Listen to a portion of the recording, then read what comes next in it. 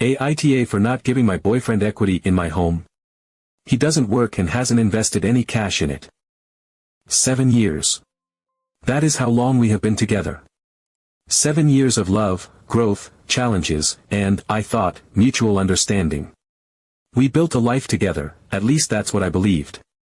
But now, I am sitting here, trying to wrap my head around how everything unraveled over something that, to me, seemed so black and white. From the beginning, we had always shared our income.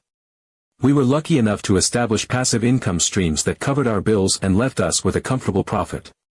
We both contributed to that, so it only made sense to split the profits evenly. However, unlike me, he chose not to work. He was content living off of our shared passive income, while I continued to work and earn extra money. That was my choice, just like it was his choice not to work. Now, with my additional income, I started saving. It felt like the responsible thing to do. Life is unpredictable, and I wanted a financial cushion for the future. He, on the other hand, did not save. His reasoning: I spend my money on us. But here's the thing, we both spent our money on us. I wasn't hoarding money while making him pay for everything. We equally enjoyed the lifestyle we had, but I also made sure to put money aside because that's how I operate.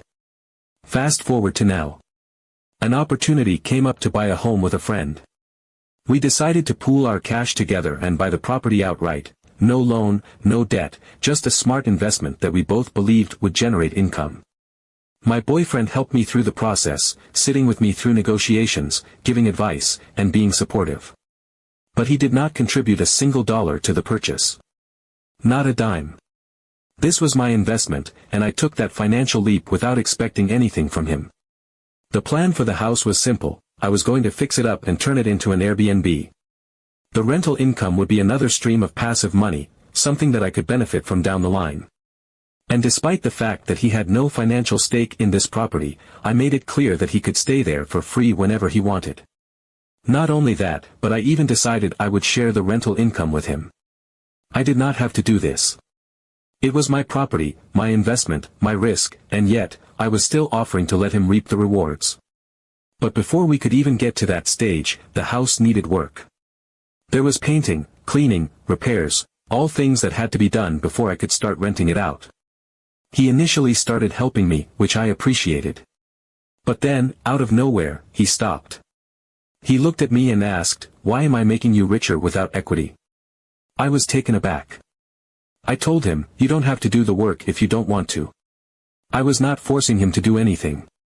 But then, to be fair, I even offered to pay him for his time. If he felt like he was working for nothing, then I had no problem compensating him. That seemed logical to me. That's when he got upset. "I don't want to be your employee, and I am insulted," he said. I thought we were building a life together. This is where things took a turn. Suddenly, he was demanding equity in the house. Not a small stake, not just a cut of the rental income, but half of my share, 25% of the entire property. He was adamant. If I didn't give it to him, he said he would leave me. At that moment, everything felt like it came crashing down. 7 years. 7 years of being together, sharing a life, building something, or so I thought. And now, he was willing to throw it all away unless I gave him a piece of something he did not financially contribute to. I tried to reason with him. I told him that I loved him, that I wanted to stay together, that we could save up and buy a place together in the future, something that was ours. But no, that was not enough for him. He wanted a share of my property, and if he didn't get it, he was walking away. I stood my ground. I told him no. I would not give him a percentage of something I paid for. And just like that, he said he was leaving. I have not processed everything yet. I do not know if this is truly the end of our relationship or if he is just testing me, waiting for me to cave. But what I do know is that I feel betrayed. Was this always his mindset? Did he always believe that anything I acquired automatically belonged to him? Was I blind to something that should have been obvious? I feel hurt. I feel angry. I feel confused. Am I the asshole? Update 1. I didn't cave. I stood my ground. And just like that, he left. It was surreal watching him pack his things, slamming drawers, moving around with a kind of aggressive finality, muttering under his breath as if he were the victim in all of this. The weight of 7 years pressed down on my chest as I stood there, watching the life we had built together unravel with every piece of clothing he stuffed into his bag. But the strangest part? He wasn't as angry as I expected him to be. There was no grand explosion, no passionate plea for me to reconsider, no last-ditch effort to make me feel guilty for standing up for myself. If anything, there was something almost relieved in the way he moved. At first, I chalked it up to ego. Maybe he was pretending to be unbothered, acting as if this was his decision, as if walking away from our relationship was just another choice he made rather than the result of an ultimatum he never expected me to reject. I kept waiting for him to turn around, to say something that would make this feel real, to show some kind of emotion that proved 7 years actually meant something to him. But he didn't. He zipped up his bag, gave me a final glance that I couldn't quite read, and then he was gone. The silence that followed was deafening. The house felt bigger, emptier, like something vital had been scooped out of it. I sat on the couch for what felt like hours, staring at nothing, trying to process everything that had just happened. Part of me wanted to cry, to mourn what I had lost. But what exactly had I lost? A partner who saw my success as something to take rather than celebrate? A man who had been content living off of me without ever considering his own contributions? A relationship built on convenience rather than mutual support? The next few days were strange. The initial sadness morphed into something else, relief. There was no one draining me anymore, no one subtly guilting me for working hard, no one making me feel like I owed them for simply existing beside me. I threw myself into renovating the new house, feeling a kind of energy that I hadn't felt in years. For the first time in a long time, I was working for myself and only myself. And then, 2 weeks later, I got a message. "Hey, I know this is weird, but I think we should talk." It was from his ex-girlfriend. Curiosity got the best of me. Maybe it was a mistake, maybe I should have ignored it, but something inside me needed to know. We agreed to meet for coffee, and the moment she sat down across from me, I could tell she wasn't here to exchange pleasantries. She wasn't nervous, wasn't hesitant. She knew exactly why she had reached out. She wasted no time. Apparently, this wasn't new. This was a pattern. She had been in the exact same situation with him years ago, supporting him while he refused to work, believing they were building something together, only for him to turn around and demand a financial stake in something she had built on her own. When she refused, he walked. And then he did it again. And again. Moving from relationship to relationship, finding women who were ambitious, hardworking, successful, women who had something he could latch onto. And suddenly, everything clicked. I thought back to our 7 years together. The way he had always been content letting me take on more responsibility, the way he never seemed concerned about saving for the future, the way he acted as though our shared passive income was enough while I worked extra just to ensure we had a safety net.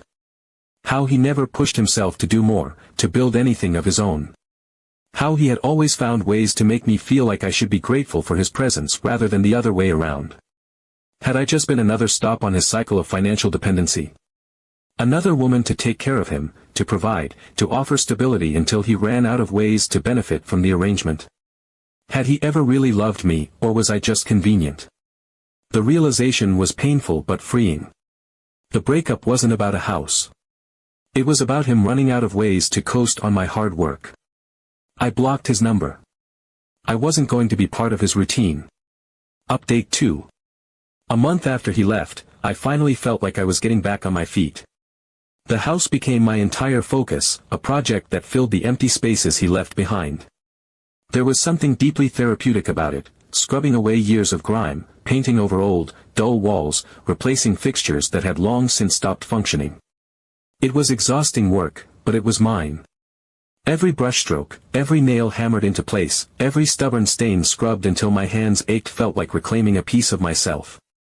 The physical labor gave my mind something to latch onto, something that wasn't tangled up in memories of him. This was mine. Built by my hands, my effort, my vision. It wasn't something I had to share, wasn't something that could be taken from me or guilt out of me. It was a clean slate, a fresh start. The long hours of work made it easier not to think about him. But some days, it still happened. His absence had a way of creeping in unexpectedly, slipping into the quiet moments when my hands stilled and my mind had room to wander. I'd reach for my phone to text him about something insignificant, a funny thought, a frustrating moment, a song that played while I worked that reminded me of a time when things were good, only to stop halfway, fingers hovering over the screen as the realization sank in.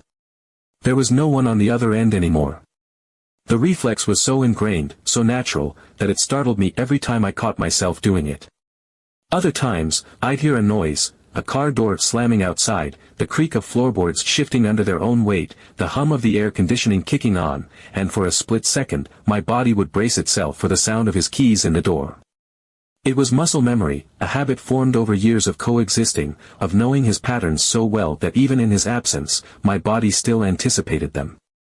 But the moments passed quicker now. Each time, the weight of them lessened. The memories, once sharp and all-consuming, started to blur at the edges. It was getting easier. I was moving forward. Then, while clearing out the attic, I found something that stopped me cold. I had almost skipped it entirely.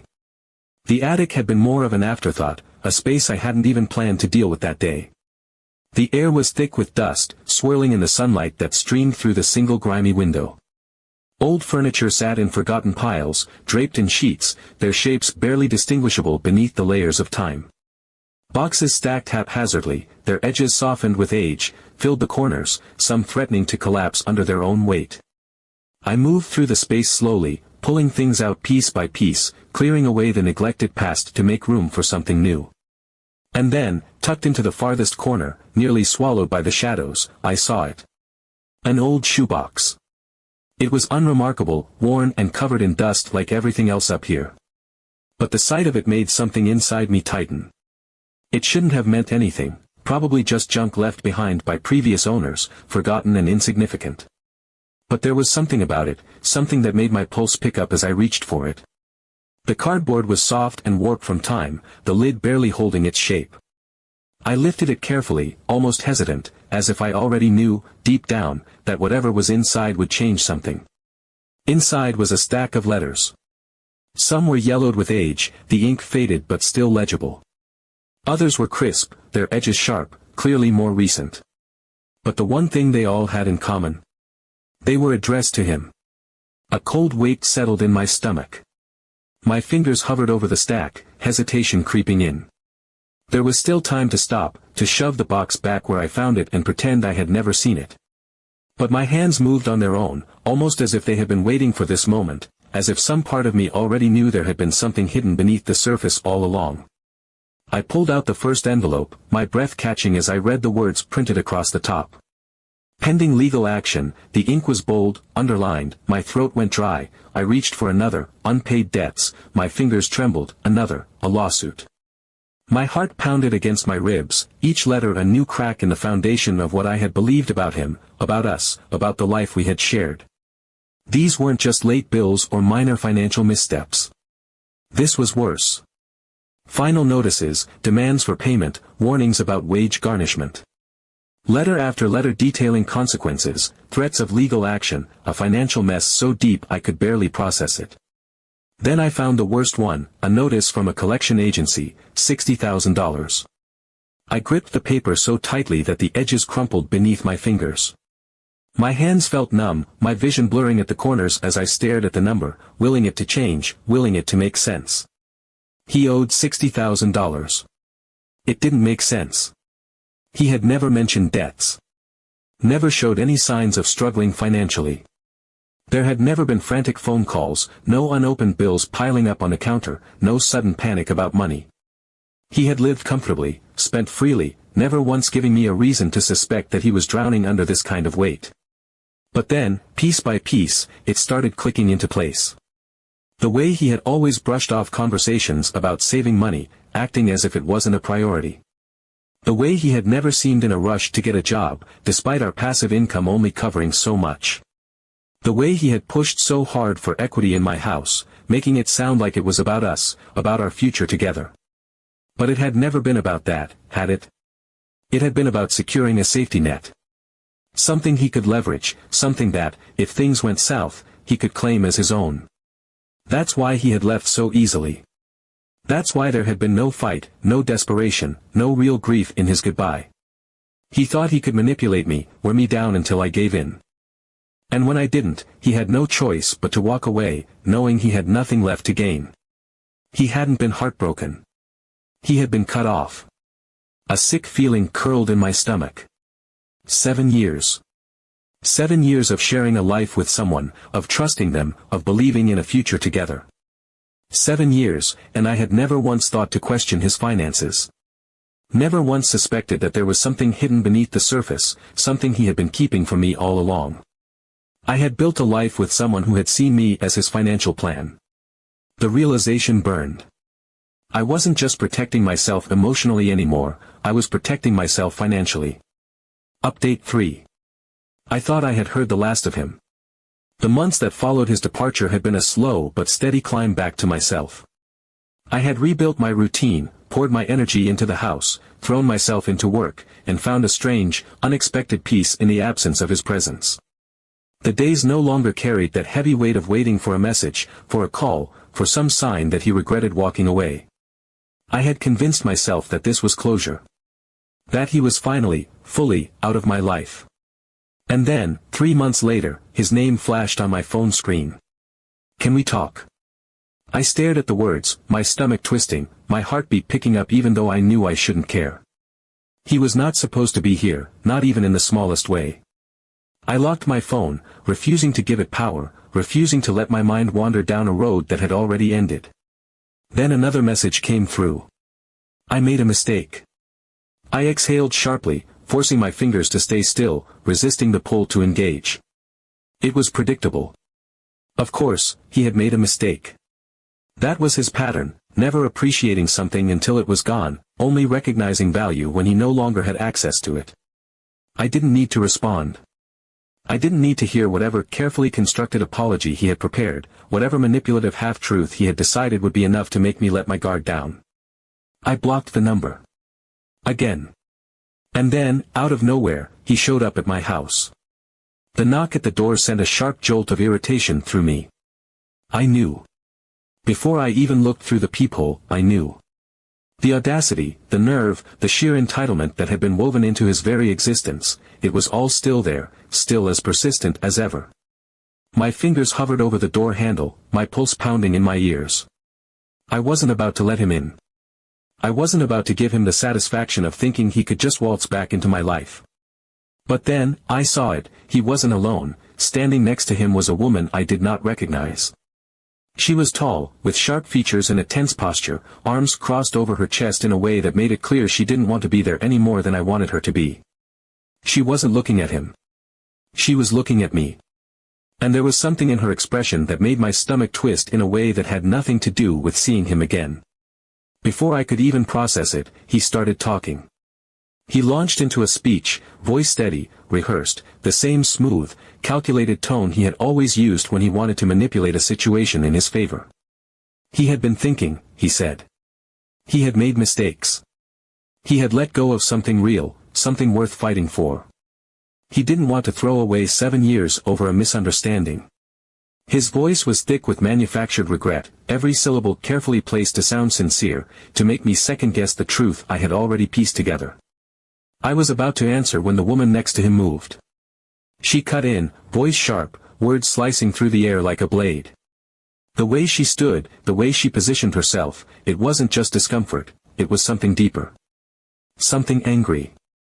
She didn't let him control the narrative. She didn't let him dictate the story.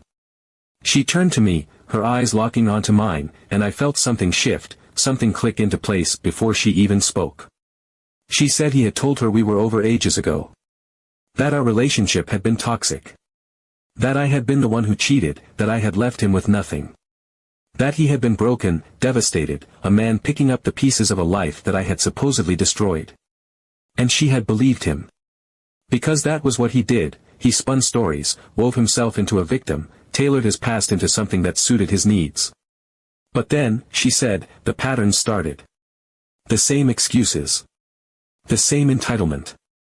The same casual way he deflected responsibility. He had started talking about money, about needing something stable, about investing in a business that never seemed to have real details, just vague promises and lofty ideas. That was when she started digging. And that was when she found me. I felt the disgust rising in my throat as she spoke, my skin crawling with the weight of it all. He hadn't even tried to deny it.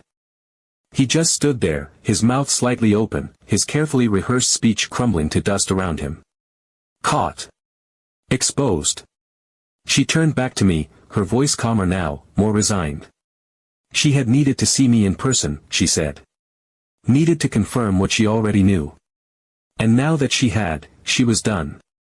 She wasn't going to be part of whatever story he was trying to sell. She shot him one last glare before walking away, her strides purposeful, final. She didn't look back. She was done with him. And now, so was I. He stood there for a moment, watching her leave, before turning back to me, scrambling for something, anything, that would salvage the moment. He muttered something about being lost, about thinking things would be different, about not knowing what else to do. His words were weak, empty, desperate in a way that almost made me pity him. But I didn't. I told him to leave, and this time, I knew it was for good. No doubts. No what-ifs. Just relief.